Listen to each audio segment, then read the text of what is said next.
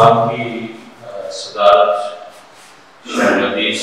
حضرت علامہ مولانا مفتی گل احمد حقیقی رحمۃ اللہ تعالی کے جو صاحبزادہ ہیں عزیر احمد رومی صاحب جو فرما رہے ہیں اسٹیج پہ آپ موجود ہیں۔ قرآن کے بعد مستند اور جامع کتاب صحیح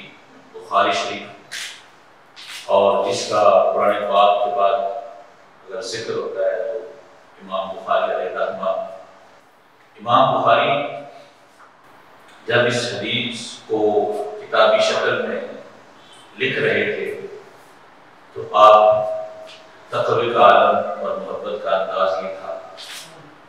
کہ آپ ایک حدیث لکھتے اور اس سے پہلے آپ کو غسل فرماتے،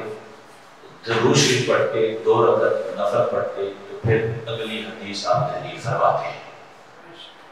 اور مفتی گل احمد حقیقی رحمۃ اللہ تعالی 40 سال سے زائد عرصہ صحیح بخاری شریف پڑھاتے آپ نے گزارا اور 50 سال سے زائد آپ کو سیاستہ کی جو قطب ہے اس کو پڑھاتے ہوئے اور آپ علماء میں ایک ایسی شخصیت تھے جو خودداری کی بھی ایک مثال تھے اور جو تقوی کے لحاظ سے بھی ایک مثال تھے اور عاجزی اور انکساری کی بھی ایک مثال تھے۔ اگر یوں دیکھیے کہ سر سے لے کے پاؤں تک اگر کسی کو استاذ اور پیر کامل دیکھنا ہو تو وہ قبلہ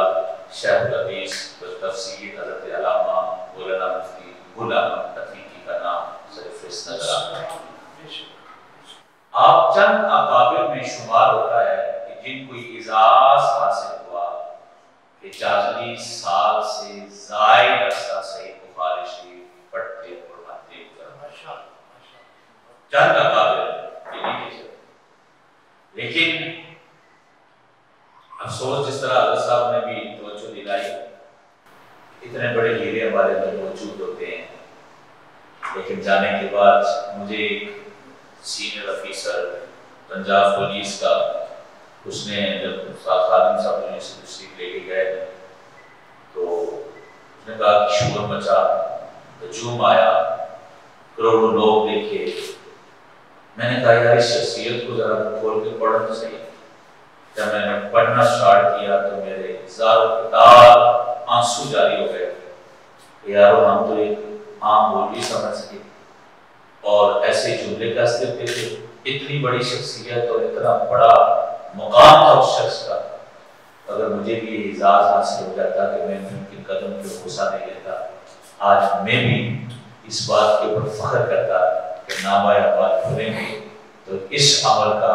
میں بھی اس کے اوپر فخر کروں گا اور بخشش کا سبب بن جائے گا۔ قبلہ حقیقی صاحب